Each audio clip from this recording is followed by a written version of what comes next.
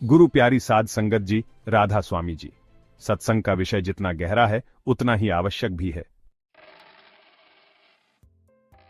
माया का अर्थ केवल धन दौलत या सांसारिक वस्तुएं ही नहीं है, बल्कि यह हमारे मन के भीतर जन्म लेने वाली सभी इच्छाएं, मोह, लोभ, क्रोध, अहंकार और वासनाएं भी माया का ही रूप हैं। माया की शक्ति इतनी प्रबल है कि उसने बड़े बड़े साधकों को भी अपने प्रभाव में बांध लिया, लेकिन वही साधक जिन्होंने सतगुरु की शरण में जाकर इसके रहस्य को समझ लिया, वे संसार में रहते हुए भी माया से मुक्त हो गए। माया का अर्थ और उसका स्वरूप। माया शब्द सुनते ही हमारे मन में अक्सर सोने चांदी, जमीन जायदाद और सांसारिक वस्तुओं का चित्र उभरता है, लेकिन माया का स्वरूप इससे कहीं अधिक गहरा है। माया का अर्थ और उसका स्वरूप।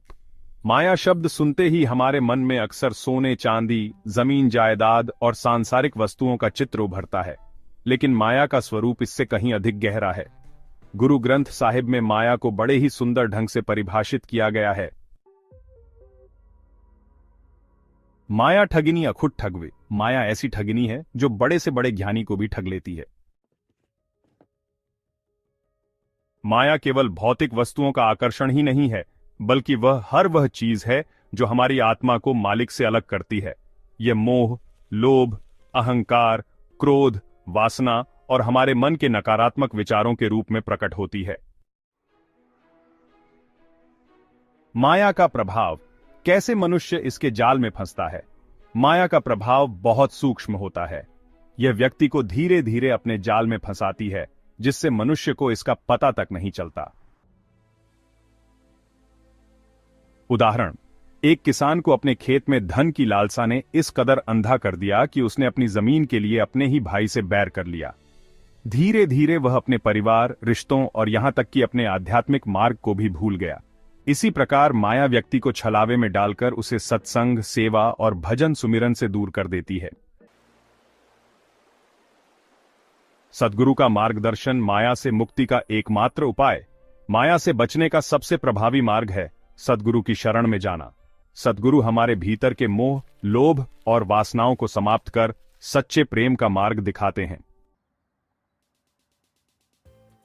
सद्गुरु का मार्गदर्शन माया से मुक्ति का एकमात्र उपाय। माया से बचने का सबसे प्रभावी मार्ग है सद्गुरु की शरण में जाना। सद्गुरु हमारे भीतर के मोह, लोभ और वासनाओं को समाप्त कर सच्चे प्रेम का मार्ग दिखाते हैं। गुरु बिन कोई ना उद्धरे माया के परवान।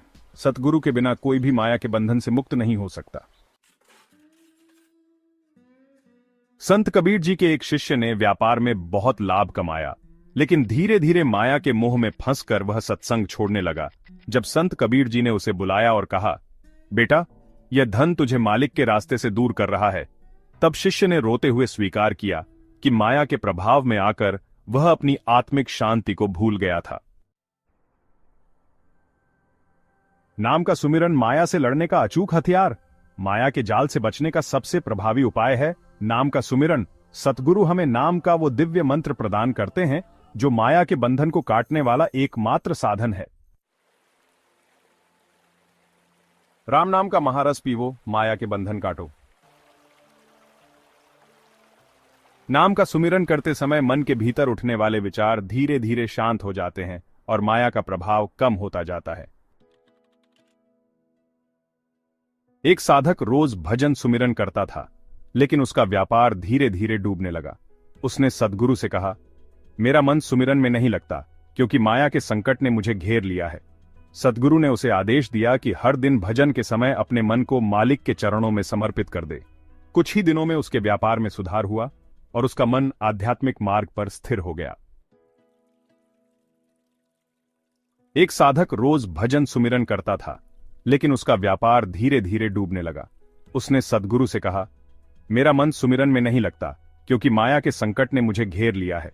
सद्गुरु ने उसे आदेश दिया कि हर दिन भजन के समय अपने मन को मालिक के चरणों में समर्पित कर दे। कुछ ही दिनों में उसके व्यापार में सुधार हुआ और उसका मन आध्यात्मिक मार्ग पर स्थिर हो गया। भजन सुमिरन के अनुभव वास्तविक साखियों के माध्यम से शिक्षा। कई साधकों के अनुभव बताते हैं कि माया पर केवल नाम के सहारे ही विजय प्राप्त की जा सकती है। एक भक्त को व्यापार में इतना लाभ हुआ कि उसने भजन सुमिरन छोड़ दिया। धीरे धीरे माया के कारण उसका मन व्याकुल रहने लगा। सतगुरु के आदेशानुसार जब उसने पुनः भजन सुमिरन आरंभ किया तो माया का प्रभाव स्वतः समाप्त हो गया। संसार में रहते हुए माया से मुक्त रहने के व्यावहारिक उपाय। संगत का महत्व। साध संगत में जाने से माया का प्रभाव कम होता है। भजन सुमिरन का अभ्यास। प्रतिदिन सुबह शाम भजन सुमिरन करने से माया दूर रहती है। संतों के उपदेशों का पालन। सतगुरु की शिक्षाओं का पूर्ण पालन करने से माया का प्रभाव निष्प्रभावी हो जाता है। ध्यान केंद्रित करें। मन को संयमित करने के लिए प्रतिदिन ध्यान का अभ्यास करें। माया पर विजय प्राप्त करने वाले भक्तों के प्रेरणादायक उदाहरण। 1. संत रविदास जी, जो एक साधारण चर्मकार होते हुए भी माया से मुक्त रहकर प्रभु भक्ति में लीन रहे। 2. बुल्ले शाह, जिन्होंने माया के आकर्षण को त्याग कर अपने गुरु की शरण को सर्वोपरि माना।